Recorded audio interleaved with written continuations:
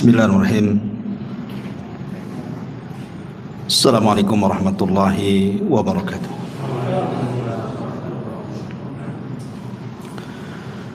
Alhamdulillah wassalatu wassalamu ala Rasulillah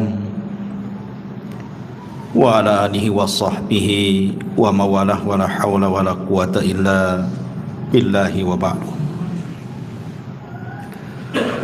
Alhamdulillah, di malam hari ini kembali kita bisa duduk di Masjid Muhajirin dan kita terus berdoa kepada Allah Subhanahu wa taala, semoga Allah menjaga yang telah membangunnya, para muhsinin di dalamnya, orang-orang yang memakmurkannya, dan tentunya juga kita yang senantiasa hadir di masjid ini dalam rangka untuk memakmurkan juga. Salawat dan juga salam tak lupa kita hadiahkan kepada Rasul kita Nabi besar Muhammad sallallahu alaihi wasallam. Kita masih melanjutkan kajian kita Qasasul Anbiya, kisah-kisah para nabi, dan kita masih masuk pada kisah Nabi Allah Musa alaihi salatu wassalam. Pada minggu yang lalu kita menjelaskan dari kelahiran beliau sampai beliau menikah dan memiliki keturunan. Maka malam ini kita mulai kisah beliau dari diangkatnya beliau menjadi Nabi dan juga Rasul dan diutus berdakwah kepada Fir'aun dan begitu seterusnya. Ma'asyiral muslimin yang dimuliakan Allah Subhanahu wa taala, Nabi Musa alaihi salatu wassalam berbeda dengan nabi-nabi Bani Israel yang lainnya. Makanya dari sekian ribu nabi Bani Israel itu, Nabi Musa yang paling masyhur dan yang paling banyak diikuti, dan pengikutnya lebih banyak dibandingkan nabi-nabi sebelumnya.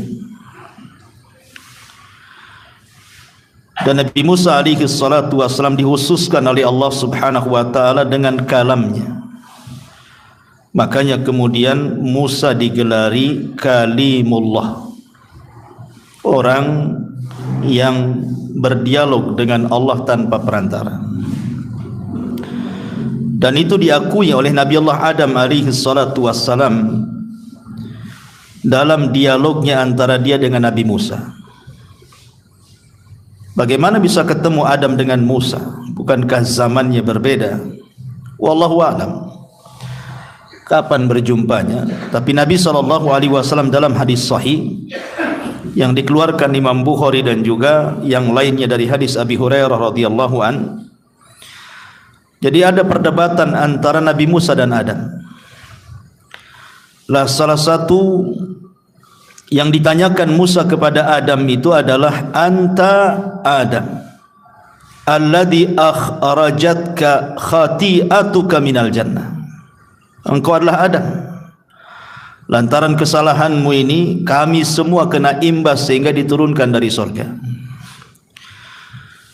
Maka Adam alaihi salatu wassalam mengatakan kepada Musa, anta Musa alladhi istafaqallahu birisalatihi wa bikalami thumma talumuni ala amrin quddira alayya qabla an ukhlaq.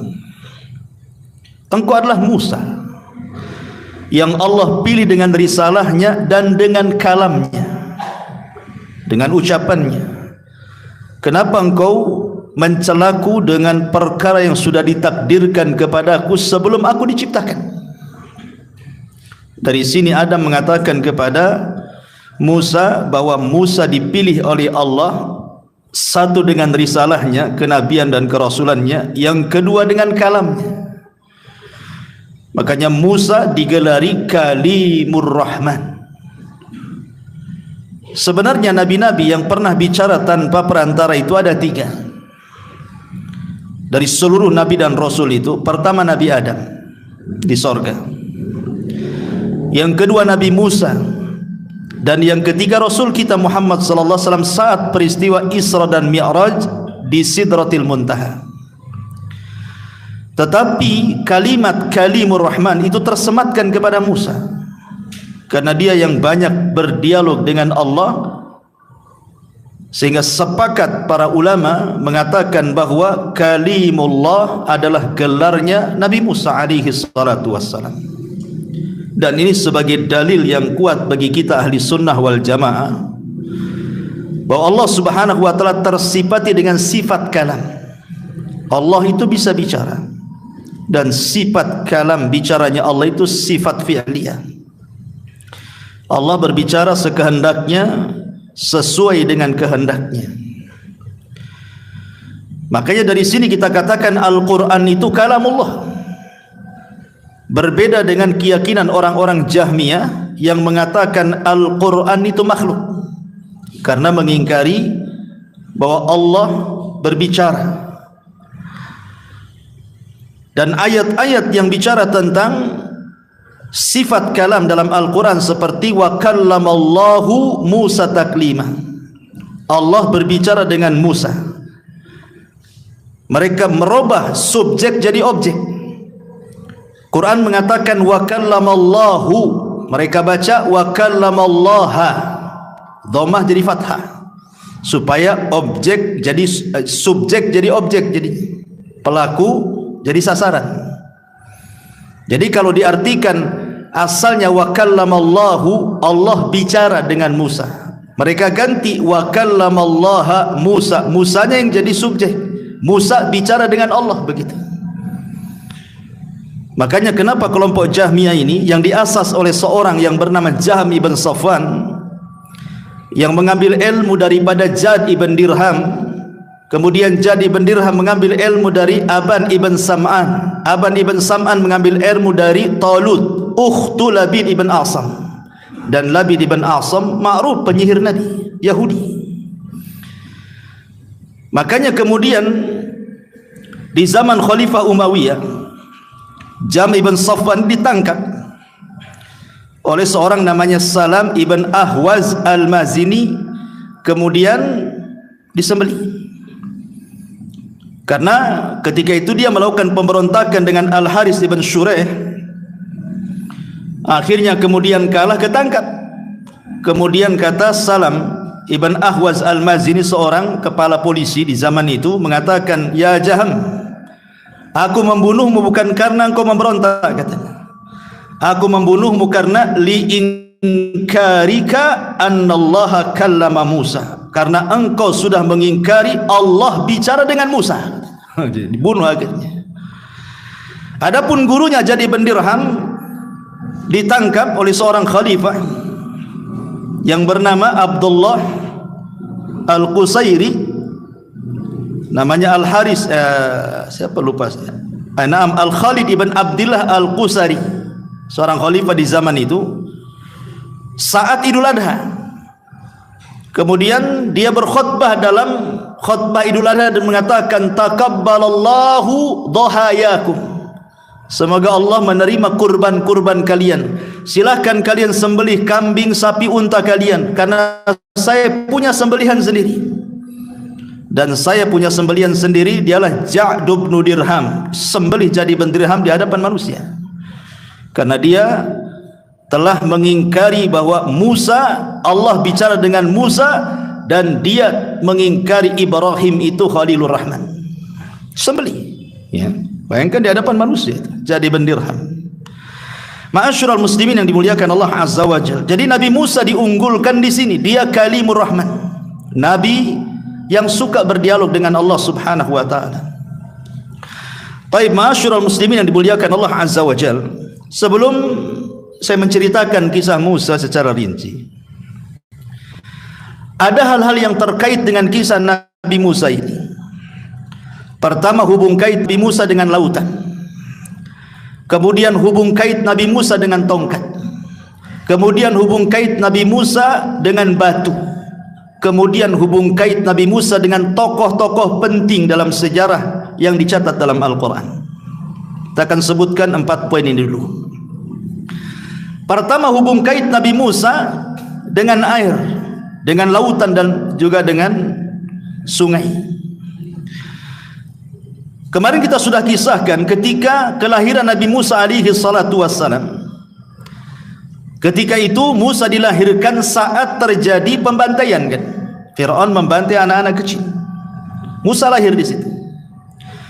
Maka Allah Subhanahu wa taala mengatakan, wa auhayna ila ummi Musa an ardiihi fa idza khifti alaihi fa alqihi fil yammi wa la takhafi wa la tahzani.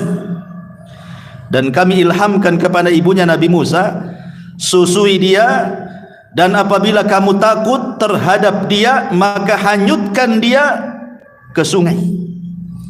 Kamu tidak perlu mengkhawatirkannya dan tidak perlu bersedih. Ini hubung kait pertama Nabi Musa dengan sungai, dengan air, ya. Dan Allah Subhanahu wa taala ketika itu menyelamatkan Musa dengan izinnya. Kenapa? Karena Allah sudah mempersiapkan bahwa Musa adalah calon nabi yang akan menumbangkan tiraninya Fir'aun. Ini hubung kait pertama Musa dengan air, dengan sungai, dengan lautan. Kemudian hubung kait yang kedua, Allah Subhanahu wa taala mengatakan dalam surah Al-Baqarah ketika Nabi Musa membawa Bani Israel keluar dari Mesir, kemudian terhalang dengan lautan yang sangat luas. Maka ketika itu Bani Israel ketakutan dan mengatakan, innala mudrakun. Musa, lihat, tentara Fir'aun sudah melihat kita. Di belakang ada tentara Fir'aun dan Fir'aun, di depan kita ada lautan. Macam mana ini? Maka Nabi Musa alaihi salatu wassalam menenangkan Bani Israel dan mengatakan, inna ma'iya rabbi sayahdin. Ingat, kebersamaan Allah bersama kita itu pasti Allah akan menunjukkan jalan. Jangan khawatir. Kenapa? Yakinnya Musa akan selamat. Kenapa begitu yakin Nabi Musa? Depannya lautan, di belakangnya tentara Fir'aun yang akan membunuhnya, tapi dia dengan yakinnya akan selamat dan mengatakan kepada Bani Israel, tenang, Allah bersama kita. Sebab kalau Allah bersama kita, pasti Allah akan carikan jalan keluarnya. Karena Musa pernah mengalami hal yang lebih buruk ketika dia belum jadi nabi dan rasul. Kapan? Ketika bayi berada di kotak terhanyut di sungai Nil. Kotak itu kan asal buat saja, kan begitu.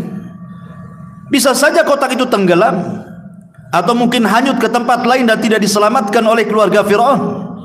Tapi Allah berkehendak lain. Musa yang belum apa-apa, belum bisa apa-apa, belum jadi nabi dan rasul, Allah selamatkan. Apalagi sekarang sudah jadi nabi, sudah jadi rasul, kan gitu ya.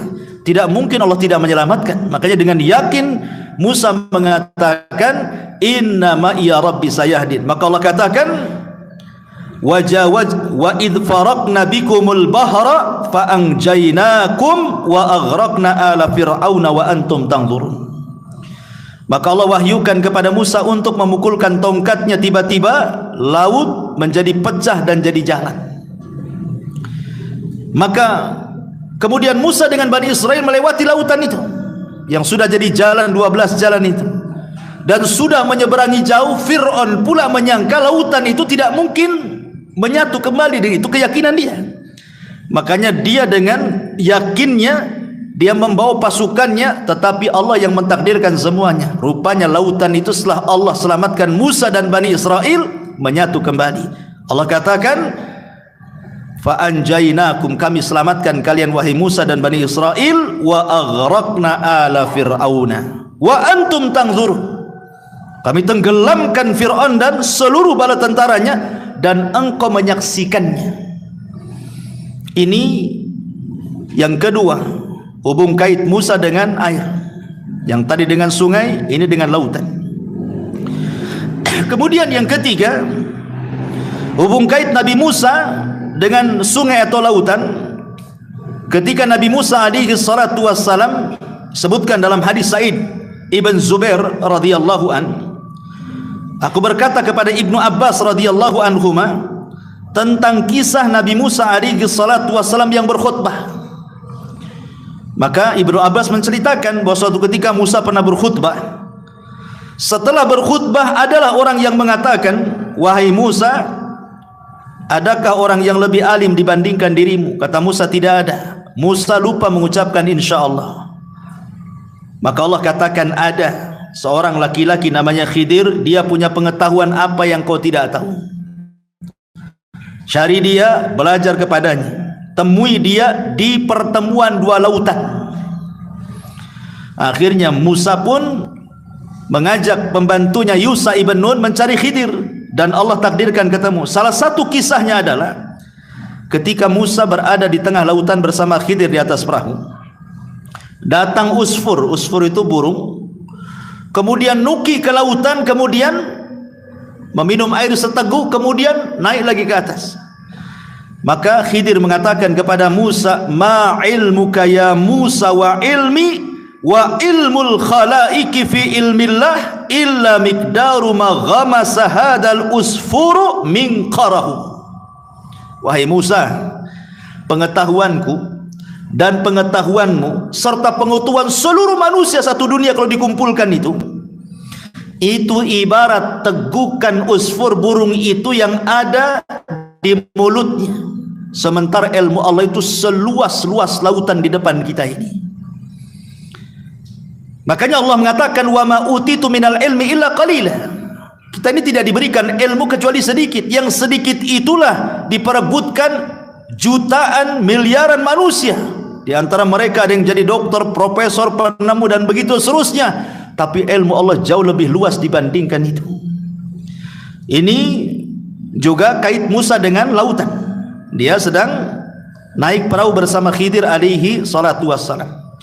Kemudian yang ketiga, Nabi Musa alaihi salatu wassalam suatu ketika diejek oleh Bani Israel. Karena Bani Israel itu kebiasaan kalau mandi, mereka kumpul kayak orang-orang zaman baheula kan itu ya, di desa-desa. Nggak tahu sekarang ya. Zaman dulu kan di rumah-rumah jarang ada kamar mandi, apalagi di desa-desa kan gitu. Ya mereka mandi ke sungai lah rame-rame. Kadang-kadang nggak punya malu kan, telanjang-telanjang. Kalau sekarang kan kita malu kan, lihat orang telanjang walaupun sama-sama laki-laki. Kalau dulu mana hilang malunya. Kadang-kadang tempat mandi laki-laki dengan perempuan itu berdekatan. Lah sehingga Nabi Musa itu memiliki rasa malu yang luar biasa, tidak mau kalau mandi kumpul-kumpul bersama Bani Israel itu. Akhirnya Musa itu kalau mandi sendiri. Disitulah Bani Israel mengejek Nabi Musa, jangan-jangan Musa punya penyakit yang tidak ada di kami katanya. Tersebarlah isu itu. Akhirnya Allah Subhanahu wa taala ingin menyingkap bahwa tidak sebagaimana dituduhkan kepada Nabi Musa oleh Bani Israel. Ketika Nabi Musa ini sedang tidur, sebagaimana riwayat Abi Hurairah radhiyallahu an, tiba-tiba Nabi Musa mandi kemudian meletakkan bajunya di atas batu. Batunya pula berjalan. Musa mengejar-ngejar batu itu karena pakaiannya di situ. Coba bayangkan kayak orang gila telanjang dikejar batu itu. Kemudian batu itu melewati orang-orang Bani Israel yang sedang mandi. Maka semua Bani Israel menyaksikan Nabi Musa yang sedang telanjang. Subhanallah kan? Dan mereka menyaksikan tidak ada badan, tidak ada tubuh seindah tubuhnya Nabi Musa. Sejak itulah mereka terdiam dan tidak berani menuduh Nabi Musa. Bayangkan bagaimana Bani Israel sampai menuduh Nabi Musa itu sampai ke tingkat privasi dia loh. Dari situ Rasul mengatakan, "Rahimallahu akhi Musa, laqad udhiya katsiran fasabara."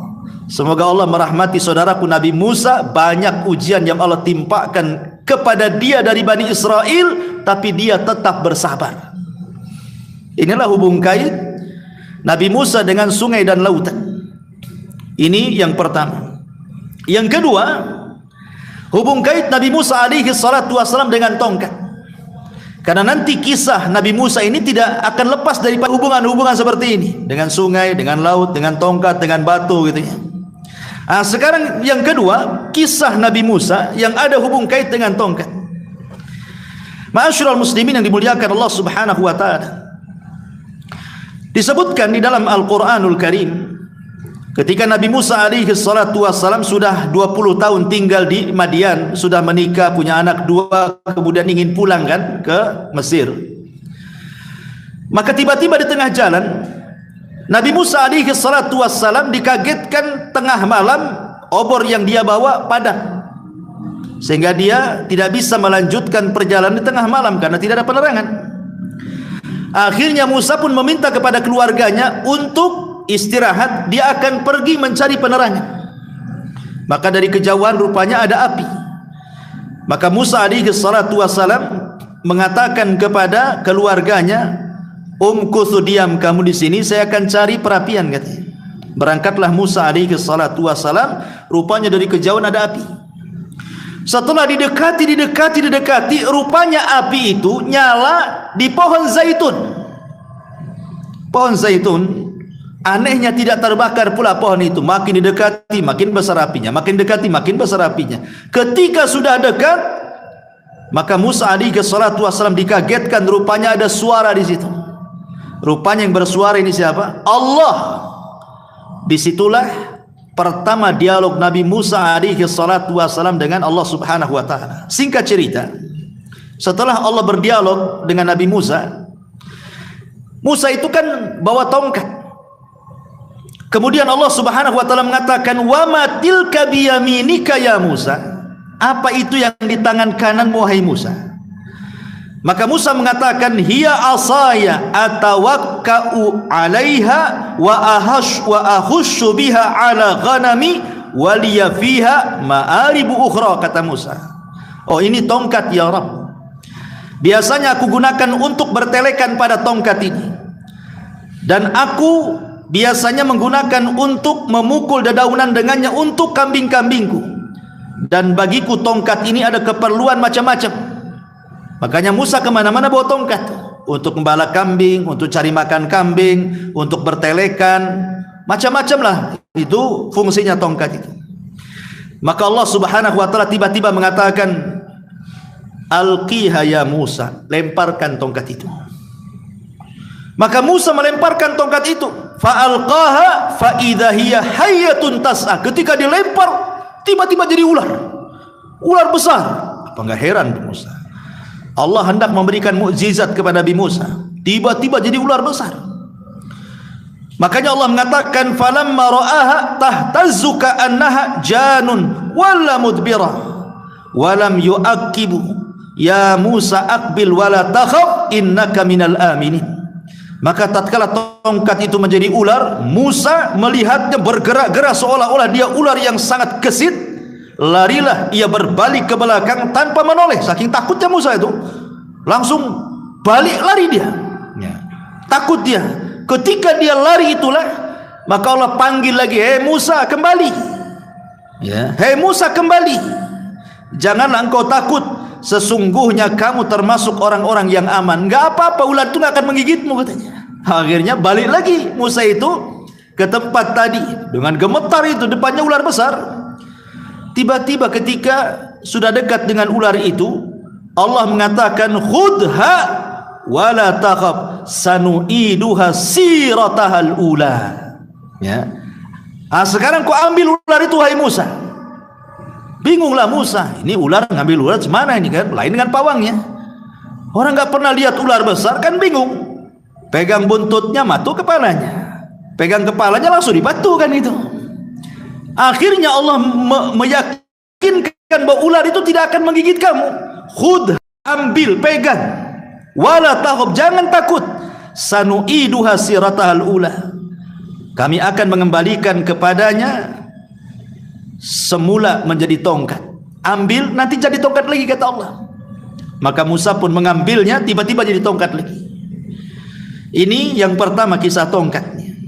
Kemudian yang kedua, ketika Nabi Musa alaihi salatu wassalam sudah sampai di Mesir, ingat Nabi Musa pelat ngomongnya, karena saya ceritakan kenapa. Karena di waktu bayi, ketika dia menjambak janggutnya Fir'aun, langsung Fir'aun tersungkur kan. Kata Fir'aun, "Oh, ini kok bayi kok punya tenaga kuat, jangan-jangan ini pula bayi yang dimimpikan aku," katanya. Hampir dibunuh kan. Tapi ketika mau dibunuh, datang Asya bintu Muzahim, ibu angkatnya, istrinya, dan mengatakan, "Jangan kau bunuh anak itu tidak berakal. Kalau engkau mau uji dia," katanya. Akhirnya diuji, ditaruh bara api dan kurma. Hampir saja anak itu mengambil kurma, Tapi malaikat Jibril datang membelokkan, kemudian mengambil bara api dan memakannya. Terbakarlah lidahnya. Sejak itulah pelat Nabi Musa. Makanya Musa ini karena tidak fasih ngomongnya, dia takut kalau seandainya Firaun tidak paham dengan bahasa dia. Dia takut dengan Firaun. Ya bagaimanapun Firaun seorang raja Mesir, itu pula bapak angkatnya, dan dia sudah pernah membunuh orang, kan itu wajar manusiawi. Akhirnya Musa meminta kepada Allah agar minta teman, maka diberikanlah Harun, dan Musa mengatakan jadikan dia nabi biar menemani diriku karena Harun lebih fasih lisannya dibandingkan aku, katanya. Makanya Nabi Musa itu kalau berdakwah selalu berdoa kepada Allah Azza wa Jal, Rabbi srah li sadri wa yassir li amri wahlul uqdatan min lisani yafqahu qawli. Wahlul uqdah, ya Allah lepaskan nih kepelatan ini supaya mereka paham dengan bahasa. Akhirnya kemudian berangkatlah Harun dengan Musa menemui Firaun. Firaun kagetlah, sudah berapa puluh tahun enggak ketemu, kan gitu. Maka kemudian setelah banyak dialog yang luar biasa, tapi Firaun juga tidak mau menanggapi dialognya Nabi Musa, berakhir dengan mengatakan, kalau engkau seorang nabi, buktikan mukjizatmu, katanya. Maka Allah Subhanahu wa taala ketika menjelaskan tentang perkataan Firaun, qala fa'ti bihi in kunta minas sadiqin. Datangkan sesuatu kepadaku, keterangan yang nyata wahai Musa, jika engkau memang benar seorang nabi. Musa ini bingung. Sekarang dia mau melemparkan tongkatnya, takut tak jadi ular lagi, kan? Ini kalau saya lempar tongkat nanti tak jadi ular pula, kan? Gitu. Atau yang kedua, betul-betul jadi ular, nanti ularnya makan orang-orang pula di depannya. Ya.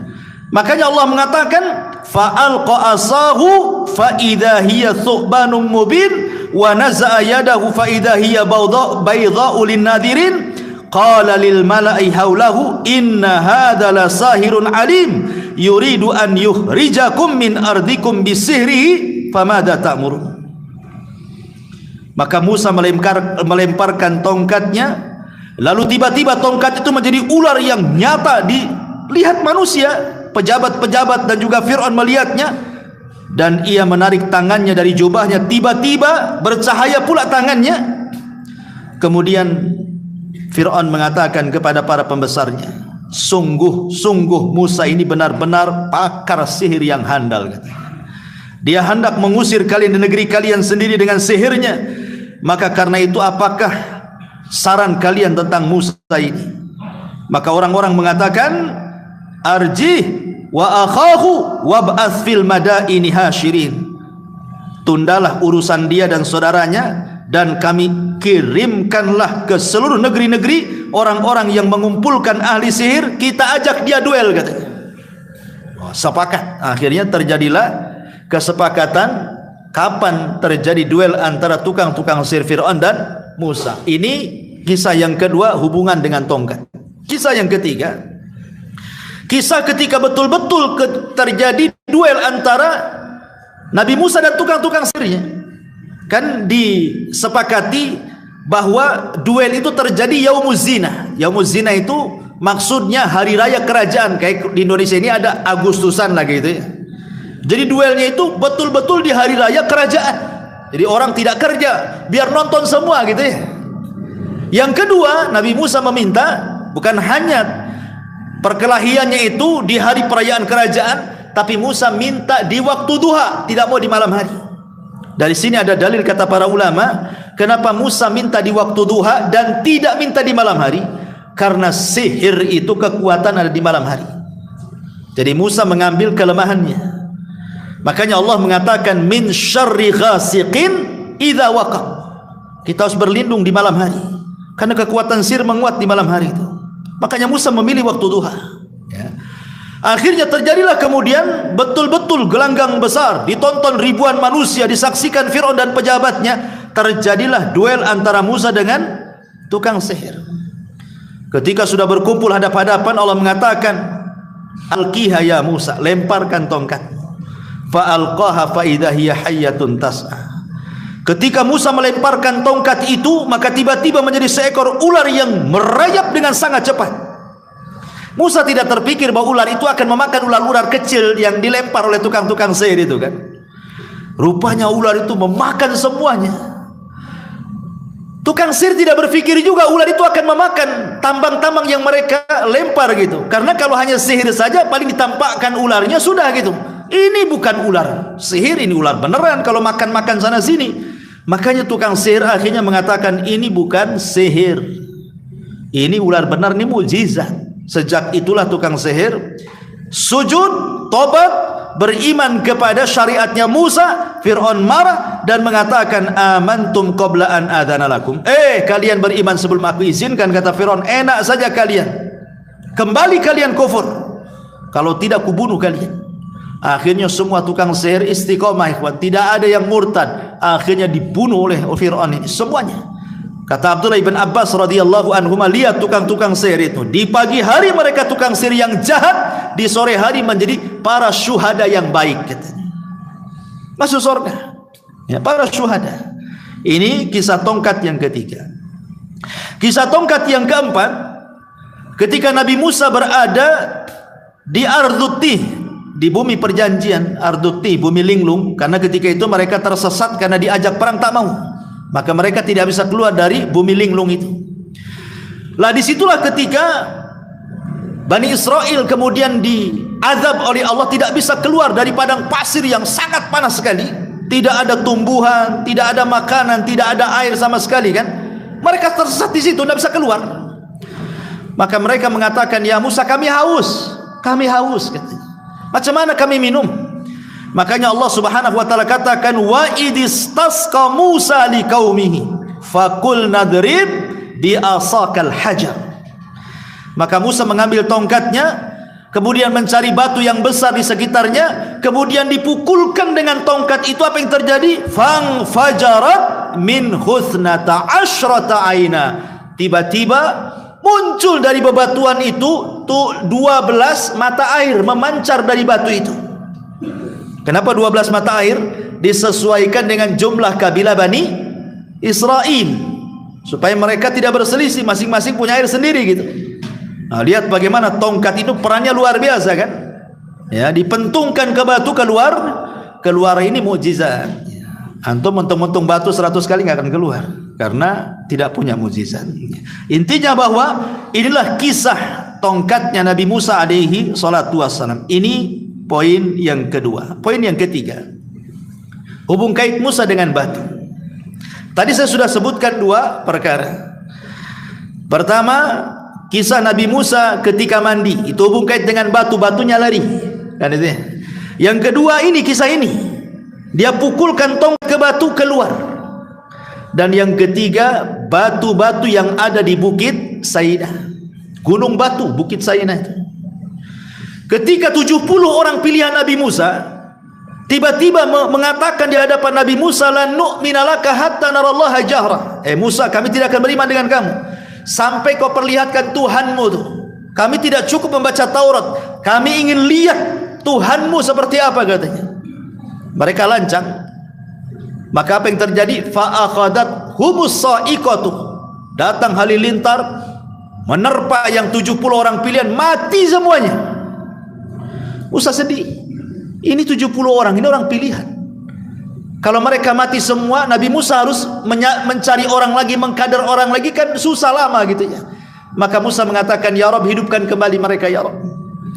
Akhirnya kemudian Allah hidupkan kembali mereka, wa antum tangdurun, dan kalian menyaksikannya ya.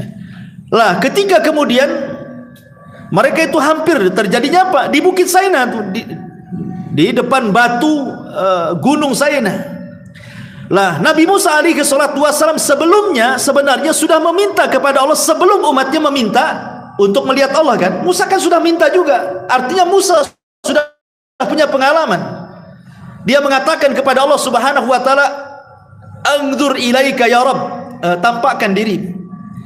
Tetapi Allah mengatakan kepada Musa, "Lan tarani," kau tidak bisa melihatku. Tetapi kata Allah, "Walakin zur ilal jabal." Enggak apa-apa, lihat gunung itu, lihat batu tuh, batu gunung tuh yang ada di Sainah. Kalau bukit itu tetap tidak bergerak, kau akan melihatku. Apa yang terjadi? Falamma tajalla rabbuhu lil jabali ja'alahu dakka wa sara Musa sa'iqa.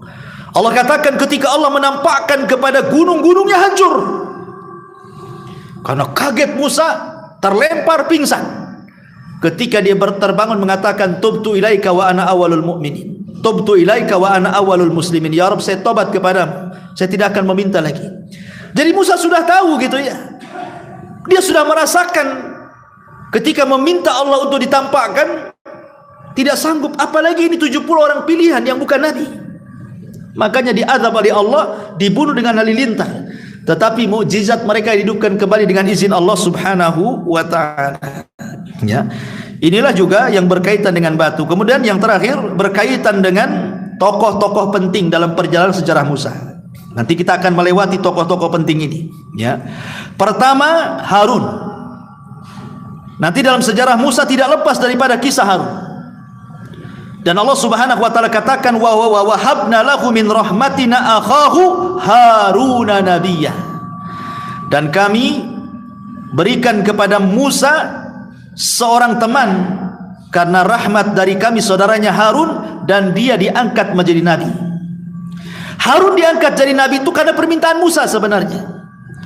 Jadi ketika Musa mengatakan, akhi Harun huwa afsahu minni lisanan fa arsilhu ma'iya rid'an yusaddiquni inni akhafu an yukadzibuni. Jadi Musa mengatakan, ya Rabb, ini Harun saudaraku, dia lebih fasih ngomongnya daripada aku, katanya. Tolong jadikan dia teman dalam dakwahku. Makanya kemudian Allah Subhanahu wa taala kabulkan, maka Allah angkat Harun menjadi nabi dan menjadi teman Nabi Musa dalam berdakwah. Dan tugas Nabi Harun luar biasa. Nabi Harun itu lembut orangnya sehingga dicintai Bani Israel. Nabi Musa ini punya keras sedikit sehingga Bani Israel tidak suka dengan Nabi Musa, walaupun nabinya itu. Tapi sama Harun suka mereka. Tentu dengan berbagai macam alasan, ya. Pertama karena memang Harun betul-betul lahir di tengah-tengah Bani Israel, remaja, dewasa, besar sampai jadi nabi, dia tidak lepas dari Bani Israel. Kalau Nabi Musa kan tidak. Bayi di istana Firaun, ya kan, sampai dia dewasa, bunuh orang, akhirnya ke Madian, sampai kawin, sampai punya anak, balik lagi ke Mesir, baru dia angkat jadi nabi, baru dia kumpul bersama Bani Israel, kan. Jadi dari kecil Nabi Musa itu walaupun turunan Bani Israel, tapi tidak bersama Bani Israel. Sebab itulah kedekatan Bani Israel dengan Harun lebih dekat dibandingkan dengan Musa. Tetapi Harun tidak ditakuti oleh Bani Israel, disukai tapi tidak ditakuti. Kalau Musa tidak disukai tapi ditakuti. Nah, itulah balikannya. Karena ketika Nabi Musa ini meninggalkan Harun untuk mengambil Taurat di Bukit Saina, hanya 40 malam saja, Musa mengatakan kepada Harun, kau pegang Bani Israel, aku hendak mengambil Taurat, katanya. 40 malam pulang Nabi Musa, Bani Israel sudah murtad, nyembah anak sapi, patung anak sapi yang dibentuk Samir itu. Maka dijambak janggutnya Harun, dijambak oleh Musa rambutnya Harun, bahasanya ambil rambutnya, ambil janggutnya, begini. Begitu gambaran dalam Quran itu. Engkau hendak menyesatkan Bani Israel, wahai Harun, katanya. Kata Harun, ya Musa, lepaskan janggutku, lepaskan rambutku. Aku sudah berusaha loh, ya, agar mereka jangan murtad, tapi mereka mengancam aku, hendak membunuhku. Bisa apa aku, katanya. Akhirnya dimaafkan Harun.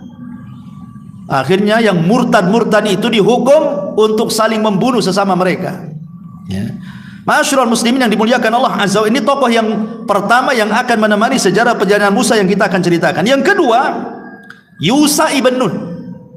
Yusha ibn Nun ini memang tidak disebutkan namanya secara nas Al-Quran, tetapi isyaratnya ada, ya, seperti Allah Subhanahu wa taala mengatakan dalam Al-Baqarah 58, wa id qulna dkhulu hadhil qaryata faqulu minha haitsu syi'tum ragada wadkhulul baba sujjadan wa qulu hittatun naghfir lakum khotoyakum wa sanazidul muhsinin. Dan ingatlah ketika kami berfirman, masuklah kamu ke negeri ini, maksudnya Baitul Maqdis, makanlah dari hasil buminya yang banyak lagi enak dimanapun kamu suka, tetapi masuklah dari pintu gerbangnya sambil sujud, dan katakanlah, bebaskanlah kami dari dosa, ampuni kami dari dosa, niscaya kami ampuni kesalahan-kesalahanmu, dan kelak kami akan menambah pemberian kami kepada orang-orang yang berbuat baik. Ayat ini bicara tentang Yusha ibn Nun dan kejadiannya setelah Musa meninggal dan Harun meninggal. Tuh hebatnya Yusha ibn Nun itu, dia yang melanjutkan cita-cita Nabi Musa membawa Bani Israel ke Baitul Maqdis, tetapi gagal. Di zaman Nabi Musa tidak bisa masuk Baitul Maqdis. Kenapa? Karena ketika Nabi Musa tinggal melewati satu kota lagi namanya Ariha. Kalau bisa menaklukkan Ariha, mereka bisa masuk Baitul Maqdis kan? Ariha ini dipenuhi oleh orang-orang Kan'aniun, orang-orang turunan Nabi, turunan kaum Ad, besar-besar orangnya. Sementara Bani Israel kecil-kecil. Bani Israel mengatakan, "Ya Musa, apakah kami harus melawan orang-orang sebesar-besar itu?" Katanya, "Kami tidak bisa." Sehingga mereka mengeluarkan kalimat yang sangat kotor kepada nabinya dan mengatakan, "Idhab anta wa rabbuka faqatila inna hahuna qaidin." Kalau engkau mau perang, silahkan perang wahai Musa, perang sendiri, ajak Tuhanmu, perang berdua sana, biar kami nonton di sini, katanya. Kan kurang ajar tuh, ya. Akhirnya kemudian mereka pun diadab di padang pasir, nggak bisa keluar. 40 tahun mereka nggak bisa keluar dari situ. Bayangkan, akhirnya mereka pun kelaparan, minta makan, ya Musa, minta makan, nggak ada yang kami makan. Musa berdoa, turunlah manna dan salwa. Kemudian mereka mengatakan, Musa, kami perlu pakaian. Akhirnya turun pakaian, mereka punya pakaian. Musa, kami panas, nggak ada pohon untuk bernaung. Maka kemudian Musa berdoa, wa dhallalna alaikumul ghamam wa anzalna alaikumul manna wassalwa. Kami berikan awan menaungi mereka. Coba bayangkan nikmat bagaimana. Kami haus, Musa memukul batunya, keluarlah 12 mata air. 40 tahun di situ, sampai akhirnya Harun meninggal, Musa meninggal di situ. Nah, lalu siapa yang melanjutkan perjuangan? Yusha ibn Nun. Siapa Yusha ibn Nun ini? Dialah yang mengantar Nabi Musa untuk mencari Khidir, ya. Jadi Musa itu ketika mencari Khidir, siapa temannya? Yusha ibn ini pembantunya nih. Coba, pembantu Nabi jadi Nabi, ya. Makanya antum berkawan dengan ustaz, jadi ustaz nanti. Kalau berkawan tukang bengkel, ya ikut jadi bengkel nanti. Nah, begitulah kawan tuh merubah semuanya gitu. Akhirnya kemudian Yusha ibn Nun inilah yang kemudian ketika generasi para pengecut sudah mati, datang generasi para pemberani. Yusha inilah yang kemudian membawa mereka untuk mengalahkan Ariha dan berhasil masuk ke Baitul Maqdis. Masalahnya, orang-orang Yahudi itu punya satu hari disebut hari sakral, hari Sabtu. Kalau datang hari Sabtu tidak boleh perang. Itu khusus ibadah. Sama dengan Nasrani hari Ahad, Islam hari Jumat kan itu ya. Itu difokuskan untuk ibadah. Ketika perang mau menang nih, hampir mau menang, itu kan di hari Jumat. Matahari itu sudah mau tenggelam. Berarti kalau hari Jumat matahari tenggelam masuk ke Sabtu, mereka harus berhenti perang. Padahal mau dimenangkan peperangan itu. Dari sinilah kemudian Allah Subhanahu wa taala berikan mukjizat kepada Yusha ibn Nun sebagaimana riwayat yang disebutkan dari Abi Hurairah radhiyallahu an, inna syamsa lam tuhbas ala basharin illa liyusha layaliya sara ila baitil maqdis. Belum pernah terjadi matahari ditahan kecuali oleh Yusha ibn Nun saat berjalan hendak membuka Baitul Maqdis. Jadi ketika hampir tuh matahari tenggelam, ini sedang perang nih, maka Yusha mengatakan kepada matahari, "Hei matahari, innaki ma'murah wa ana ma'mur," katanya. Engkau diperintah Allah, aku pun diperintah Allah, katanya. Tolong jangan tenggelam sampai perang dimenangkan. Tiba-tiba matahari terdiam, nggak tenggelam-tenggelam. Entah berapa waktu mereka perang sampai menang, baru dia tenggelam. Nah, itulah satu-satunya Nabi yang bisa menahan matahari itu. Mukjizatnya siapa? Yusha ibn Nun. Dan ini tokoh sentral penting juga Yusha ibn Nun itu dalam perjalanan Nabi Musa, karena disebutkan dalam perjalanan Khidir dan juga disebutkan dalam perjalanan Nabi Khidir ini juga akan menemani kisah Nabi Musa alaihi salatu wassalam. Kenapa disebut Khidir? Khidir ini anak raja sebenarnya. Disebut Khidir, Khidir itu diambil dari Khadra, artinya hijau. Jadi kalau Khidir ini melewati sebuah tempat yang tandus, lapangan yang tandus gitu ya, kering kelontang, dia singgah di situ, tiba-tiba hijau semuanya, berumput semuanya. Makanya di Sumya Khidir disebut Khidir itu karena menjadikan tempat yang ia duduk di situ jadi hijau. Ya, pokoknya duduk dia saja, tumbuh rumput-rumput di mana-mana tuh tiba-tiba tuh. Nah, itulah mukjizatnya Nabi Khidir. Makanya disebut Khidir. Diambil dari Khadra. Namanya bukan Khidir ya. Jadi diambil nama dari mukjizatnya. Lah Nabi Khidir ini kenapa disebutkan di sela-sela Nabi Musa? Karena ada kisah seperti ini. Tadi saya sudah singgung hadis Bukhari dan yang lainnya, ketika Musa berceramah di tengah-tengah Bani Israel. Setelah berceramah, adalah seorang Bani Israel bertanya, Musa, wahai Nabi Allah, ada melebihi kamu? Kata Musa, tidak ada. Kata-kata Musa ini benar sebenarnya, karena di zaman itu tidak ada orang yang lebih alim dibandingkan Musa. Sampai pun dengan Khidir, Khidir tidak lebih alim daripada Musa.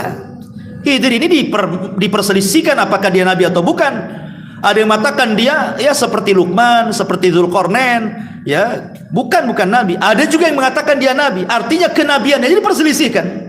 Tapi Musa kan nabi, rasul, ulul azmi, kalimullah, macam-macam disematkan kepada Musa kan. Secara kemuliaan mulia, jauh Musa lebih mulia dibanding Khidir kan.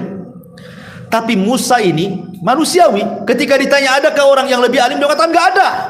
Tidak ada orang yang lebih alim daripada aku, katanya.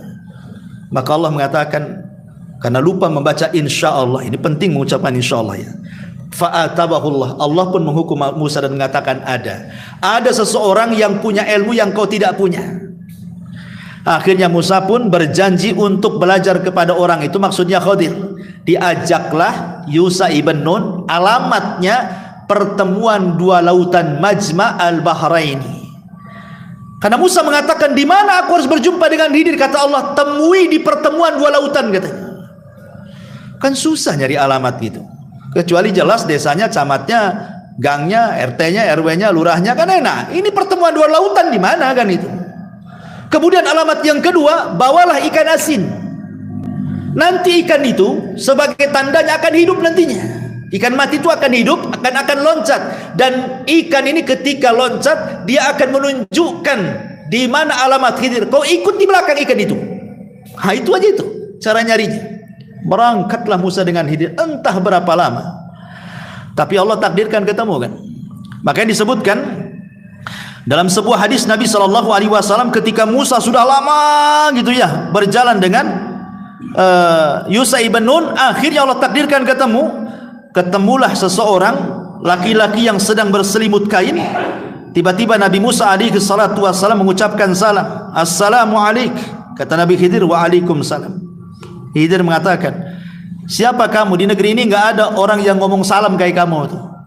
Maka Musa mengatakan, ana Musa. Kata Khidir, Musanya Bani Israel? Ya, saya Musa Bani Israel, kata. Maka Khidir mengatakan, saya Khidir.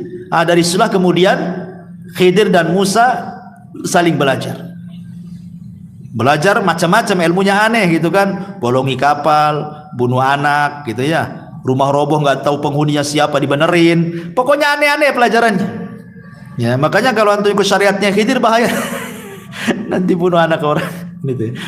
Tapi intinya bahwa tidak mungkin kan, makanya di sini sebenarnya mengatakan Khidir itu nabi, sebab kalau tidak nabi kok dia berani bunuh orang? Berarti kan wahyu yang nyuruh dia bunuh anak-anak itu. Ketika ditakwilkan, kenapa aku bunuh anak, kata Khidir, karena anak ini nanti kalau besar jadi jahat, dia akan durhaka kepada orang tuanya. Sebelum dia durhaka kepada orang tuanya, aku bunuh dulu. Siapa yang ngasih tahu perkara-perkara seperti kalau bukan Allah kan? Kan tidak tahu, ini perkara gaib kan? Kita kan tidak tahu, banyak kok anak-anak di kecilnya nakalnya, naudzubillah, besarnya pula paling berbuat baik sama orang tua. Ada juga kecilnya masya Allah nurut sama orang tua, besarnya pula kayak setan kan itu. Banyak kan? Nah ini Khidir ngomong begitu kan karena wahyu ya. Makanya para ulama mengatakan Khidir itu nabi. Tetapi masalah yang jadi polemik adalah tentang Khidir ini apakah masih hidup sampai sekarang ataukah sudah mati. Ini menjadi polemik para ulama. Sebagian para ulama seperti yang disebutkan oleh Al-Qurtubi dalam tafsirnya, pendapat Imam Nawawi, Ibnu Salah, Al-Iraqi dan yang lainnya mengatakan Khidir itu masih hidup sampai sekarang. Tapi masalahnya yang menguatkan Khidir masih hidup sampai sekarang akhirnya membuat khurafat tentang Khidir kan. Ada yang mengatakan aku ketemu orang tua lah di lautan, jangan-jangan itu Khidir katanya. Aku melihat ada orang nongkrong di batu katanya di sungai, jangan-jangan pula itu Khidir katanya. Macam-macam akhirnya kan ya. Tetapi pendapat jamaahirul ulama, kebanyakan para ulama di antaranya Imam Bukhari, Abu Bakar Ibnul Arabi, Imam Ibnul Jauzi, Asy-Syinkiti dan yang lainnya ya, banyak kalangan sahabat dan tabi'in mengatakan bahwa Khidir itu sudah mati, dan ini yang benar. Karena Allah Subhanahu wa taala mengatakan di dalam Al-Quranul Karim tentang Nabi Khidir itu, wa ma ja'alna li basyari min qablikal khulda afa immitta fahumul khalidun. Kami tidak menjadikan hidup abadi bagi seorang manusia pun sebelum engkau wahai Muhammad. Termasuk Khidir kan sebelum Muhammad, pasti mati. Ya, maka jika kamu mati, mereka juga matilah, kan begitu.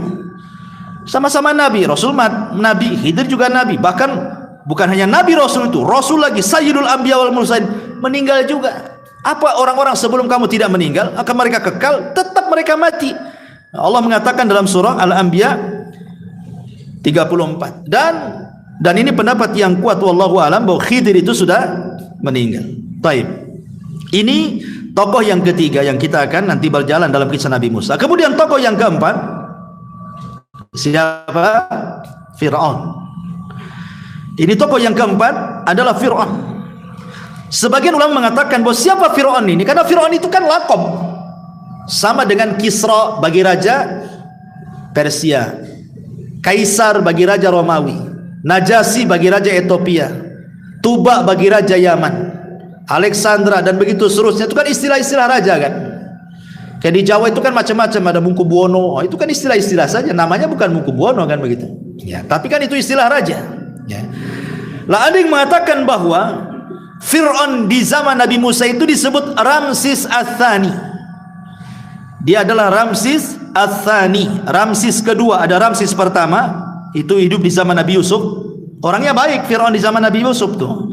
Yang tidak bagus tuh Fir'aun di zaman Nabi Musa. Ada yang mengatakan dia Malikus Tsalis min mulukil ailati tasyata asyar. Jadi Fir'aun itu adalah raja ketiga. Fir'aun itu dari silsilah Fir'aun, dari 19 Fir'aun. Dari 19 Fir'aun itu dia raja ketiga, Ramsis Tsani itu. Ya. Dan dia yang paling, bahasa kitanya muncar, apa namanya, kekuasaannya paling kuat dari Fir'aun yang pernah menguasai raja Mesir. Tetapi dia pula yang paling bengis, dia pula yang paling sombong, dia pula yang paling jahat, dan mengatakan ana rabbukumul a'la. Inilah nanti perjalanan Musa ini tidak lepas daripada kisah si Fir'aun ini. Ya. Kemudian yang kedua, yang kelima adalah Samiri. Ini juga tidak lepas daripada kisah Nabi Musa yang kita akan lalui. Samiri. Siapa Samiri ini? Ada yang mengatakan Samiri ini dia adalah pengikutnya Nabi Musa dari Bani Israel. Itu satu pendapat. Yang kedua, bukan, Samiri ini bukan dari Bani Israel, dia kaum Kibti yang pura-pura beriman, akhirnya ikut hijrah bersama orang-orang Bani Israel dengan Nabi Musa ke Palestina. Ada juga yang mengatakan dia adalah keturunan kaum yang menyembah anak sapi, menyembah bakor, menyembah sapi. Dan peran Samiri ini sangat besar dalam merusak Bani Israel.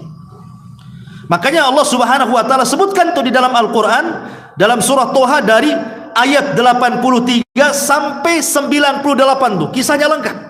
Kisah Samiri itu dalam surah Toha ayat ke-83 sampai 98. Bagaimana perannya Samiri ini menyesatkan Bani Israel. Karena kejadiannya itu ketika Musa ke Bukit Saina 40 malam loh. Tiba-tiba kemudian Samiri mengambil emas-emas Bani Israel, karena Bani Israel merasa bahwa emas-emas mereka itu tidak halal mereka pakai. Kalau mereka hijrah, mereka pinjam emas itu. Jadi itu bukan emas mereka, hanya pinjaman. Mereka takut mau emas itu. Maka Samiri mengatakan, kalau gitu buang saja emas itu, katanya. Dibuanglah emas-emas itu, cincinnya, gelangnya dibuang. Rupanya tanpa sepengetahuan Bani Israel, diambil sama Samiri itu. Kemudian dicetak jadi patung anak sapi. Setelah dicetak jadi patung anak sapi, Samiri ini punya tanah sakti. Ya. Dari mana tanah ini? Disebutkan di dalam surah Toha itu. Jadi ketika Nabi Musa menyeberangi lautan yang sudah kembali dan menenggelamkan Fir'aun itu, Samiri melihat ada orang berkuda warna putih, berjubah putih di samping Nabi Musa, seolah-olah dia ngasih instruksi Nabi Musa.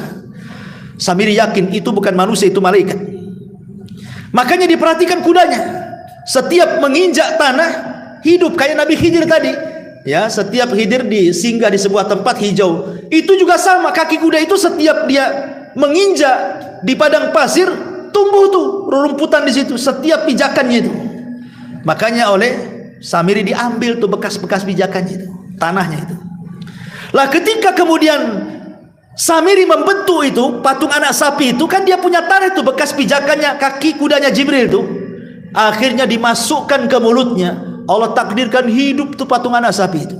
Tapi tidak hidup seutuhnya. Al-Quran yang mengatakan lahu khuar, mengeluarkan suara. Tiba-tiba Bani Israil kaget, kok patung bisa mengeluarkan suara, kok bisa hidup gitu ya. Maka kemudian Samiri mengatakan, lihat Musa ngapain jauh-jauh cari Tuhan ke Bukit Saina, katanya. Tuhannya ada di sini, katanya. Ah, sembah, katanya. Sejak itulah 70.000 Bani Israel murtad menyembah patung anak sapi buatan Samiri. Kenapa yang dibuat itu patung anak sapi? Makanya nanti ketika Nabi Musa sudah berada di Ardutih gitu ya, di negeri linglung tadi, itu ada kisah namanya Baqarah Bani Israil. Ketika ada orang kaya terbunuh, kemudian dicari siapa pembunuhnya, datang kepada Nabi Musa, kemudian Musa berdoa kepada Allah, kemudian kata Musa, sembelihlah seekor sapi betina. Makanya surah Al-Baqarah disebut Al-Baqarah karena ada kisah Baqarah Bani Israil ini, ya. Kenapa yang disuruh sapi? Kenapa nggak kambing? Kenapa nggak unta? Kenapa nggak yang gajah gitu ya? Kenapa disuruh sapi? Karena Nabi Musa ingin melepaskan keterikatan sesembahan Bani Israil kepada sapi saat mereka di Mesir dengan cara sembelih sapi betina supaya terhina Tuhannya, gitu maksudnya. Melepaskan Tuhan-Tuhan yang ada di hati-hati mereka, keterkaitan mereka dengan sapi itu. Tapi rupanya kisah orang nyembah sapi itu bukan di zaman Bani Israil saja. Sampai sekarang masih ada orang nyembah sapi, kan? Di India sana, kan? Masih ada orang yang kemudian mengagungkan sapi. Kalau di negeri kita di Jawa Tengah, kerbau, ya kan? Kiai Selamat tuh siapa? Ya, Pak Kiai Selamat tuh. Saya kira orang, rupanya kerbau, ya kan? Diambil di alat berkahnya, kan? Tapi di India lihat, sapi itu luar biasa diagungkan tuh. Kalau masuk ke pasar gitu ya, ada orang jual kangkung dimakan, biarin katanya. Tuhan makan kangkung. Gimana ceritanya? Ya. Sampai sekarang ada orang-orang yang nyembah sapi itu. Karena memang dari dulu itu, sejak zaman Nabi Bani Israil itu sudah ada para penyembah patung anak sapi, kan? Rupanya sampai sekarang tuh masih ada orang-orang yang menyembah patung anak sapi. Sampai saya membaca buku itu, di India itu 1000 lebih agama. Bayangkan, agama terbanyak di dunia itu di India. Sampai tumbuh 1000 lebih agama. Coba bayangkan kalau sudah 1000 lebih agama, berarti 1000 lebih Tuhan tuh. Karena masing-masing agama punya Tuhan, kan? Makanya di India aneh-aneh sembahannya. Ada yang nyembah sapi, ada yang nyembah ular sendok, ada yang nyembah macam-macam di sana itu. Sampai saya baca, maaf nih agak jorok sedikit, sampai ada yang nyembah patung kemaluan perempuan. Saya baca itu, alasannya apa? Karena dari situ katanya para nabi lahir, dari situ orang-orang soleh lahir, dari situ macam-macam lahir. Lah kita katakan Fir'aun juga dari situ lahir, Namrud juga dari situ, Abu Lahab juga dari situ. Tahu tanya di mana coba? Ya. Masyarul muslimin yang dimuliakan Allah Azza wa Jalla. Jadi terlampau itulah kadang-kadang orang musyrik ini, kalau kita pikir-pikir secara akal itu tidak masuk di akal. Ya. Sampai dikatakan oleh seorang sahabat yang dulunya bekas mantan jahiliyah kemudian masuk Islam, ya, kami dulu menyembah batu. Kalau dapat batu yang bagus nih, batu yang ini dibuang, nyembah batu yang baru. Nanti datang lagi batu yang baru lagi, ini batu yang lama dibuang, batu yang baru disembah. Asih begitu saja. Tuhan itu diambil dicampah, itu diambil dicampah. Ini gimana ceritanya agama kayak gini? Itulah jahilnya orang-orang jahiliyah, sampai disebut jahiliyah gitu ya. Mereka disebut jahiliyah. Taib, intinya bahwa Samiri ini menyesatkan Bani Israel sampai Musa datang marah, akhirnya diusirlah Samiri. Kenapa Samiri tidak dibunuh coba? Diusir. Tapi Nabi Musa mengatakan, engkau tidak bisa didekati manusia dan engkau tidak bisa mendekat manusia. Kau akan hidup sendiri sana. Pergi. Dari sinilah, karena tidak disebut kematian di dalam Al-Quran, ada yang memprediksi jangan-jangan Samiri ini bersembunyi dan akan muncul di akhir zaman sebagai Dajjal. Tapi pendapat ini lemah. Dajjal bukan Samiri, Samiri bukan Dajjal, Samiri sendiri, Dajjal dalil sendiri lah. Dan mungkin sudah mati, tidak mungkin juga dia hidup sampai sekarang. Ya. Intinya bahwa ini tokoh-tokoh yang akan menemani kisah Nabi Musa, termasuk juga Bani Israel. Dalam Al-Quran itu ada istilah-istilah yang disebutkan. Pertama Bani Israel, yang kedua Yahudi, yang ketiga ahli kitab. Ya. Pertama Bani Israel, tentu yang dimaksud Bani Israel adalah keturunan Nabi Yakub. dan itulah yang akan menemani Nabi Musa selama perjalanan dari Mesir sampai Nabi Musa meninggal. Makanya di Quran sering mengatakan ya Bani Israel, ya Bani Israel.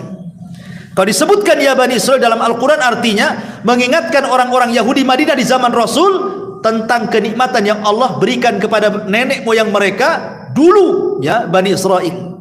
Tapi kalau disebut Yahudi dalam Al-Quran itu celaan. Ya, kalau Allah menyebut kalimat Yahudi dalam Quran berarti Allah hendak mencela Yahudi. Tapi kalau Allah istilahkan ahli kitab berarti di sini ada dua agama yang terkandung. Pertama Yahudi, yang kedua Nasrani, dan biasanya digunakan dalam konteks perdebatan dalam Quran. Ya, kalau disebut ahli kitab itu. Lah inilah yang akan menemani kisah sepanjang perjalanan Nabi Musa mulai dari Mesir sampai meninggal di Ardute. Ya, tentu ini saya kasih kisi-kisinya dulu supaya ketika menceritakan kisah maka terbayanglah kisah-kisah ini sehingga mudah dipahami kisahnya. Wallahu a'lam bishawab. Mudah-mudahan ada manfaatnya. Sampai di sini. Subhanakallah bihamdika asyhadu an la ilaha illa anta astaghfiruka wa atubu ilaik. Allahu ta'ala alam. Assalamualaikum warahmatullahi wabarakatuh.